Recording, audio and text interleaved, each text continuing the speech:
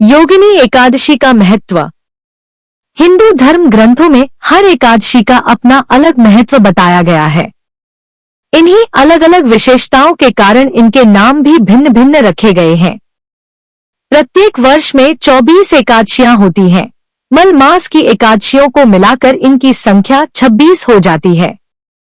इन्हीं एकादशियों में एक एकादशी आषाढ़ मास के कृष्ण पक्ष की एकादशी जिसे योगिनी एकादशी कहते हैं। योगिनी एकादशी का उपवास रखने से समस्त पापों का नाश होता है तथा इस लोक में भोग और परलोक मुक्ति भी मिलती है।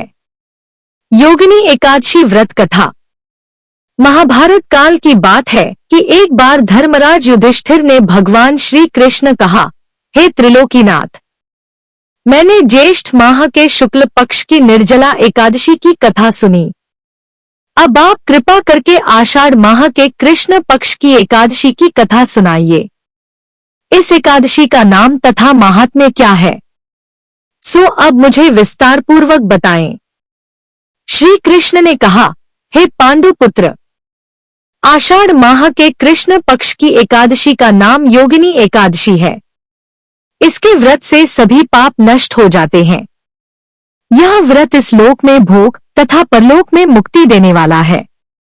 हे धर्मराज, यह एकादशी तीनों लोकों में प्रसिद्ध है। इसके व्रत से सभी पाप नष्ट हो जाते हैं।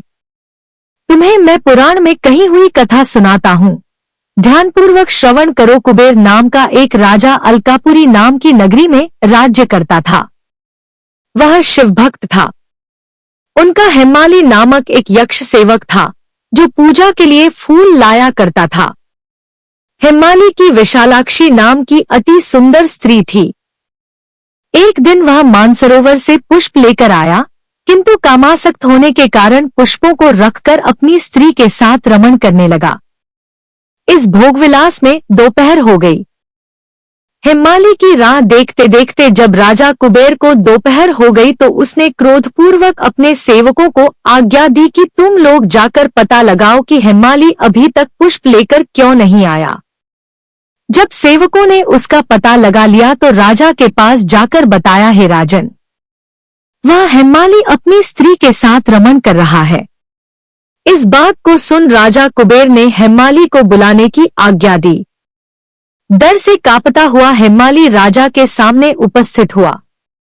उसे देखकर कुबेर को अत्यंत क्रोध आया और उसके होंठ फड़फड़ाने लगे। राजा ने कहा, अरे अधम, तूने मेरे परम पूजनीय देवों के भी देव भगवान महर्षि की बात सुनकर हेमाली बोला, हे मुनिश्रेष्ठ, मैं राजा कुबेर का अनुचर था। मेरा नाम हेमाली है। मैं प्रतिदिन मानसरोवर से फूल लाकर शिव पूजा के समय कुबेर को दिया करता था। एक दिन पत्नी सहवास के सुख में फंस जाने के कारण मुझे समय का ज्ञान ही नहीं रहा और दोपहर तक पुष्प न पहुंचा सका। तब उन्होंने मुझे श्राप दिया कि तू अपनी स्त्री का वियोग और मृत्युलोक में जाकर कोढ़ी बनकर दुख भोग। इस कारण मैं कोढ़ी हो गया हूँ तथा पृथ्वी पर आकर भयंकर कष्ट भोग रहा हूँ। अतः कृपा करके आप कोई ऐसा उपाय बतलाए जिससे मेरी मुक्ति हो।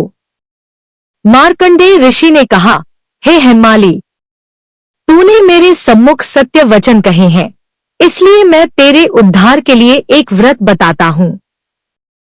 यदि तू आषाढ़ माह के कृष्ण पक्ष की योगिनी नामक एकादशी का विधानपूर्वक व्रत करेगा तो तेरे सभी पाप नष्ट हो जाएंगे। महर्षि के वचन सुन हेमाली अति प्रसन्न हुआ और उनके वचनों के अनुसार योगिनी एकादशी का विधानपूर्वक व्रत करने लगा। इस व्रत के प्रभाव से अपने पुराने स्वरूप में आ गया और अपनी स्त्री के साथ सुखपूर्वक रहने लगा। भगवान श्री कृष्ण ने कहा, हे राजन, इस योगिनी एकादशी की कथा का फल 88,000 ब्राह्मणों को भोजन कराने के बराबर है। इसके व्रत से सभी पाप नष्ट हो जाते हैं और अंत में मोक्ष प्राप्त करके प्राणी स्वर्ग का अधिकारी बनता है।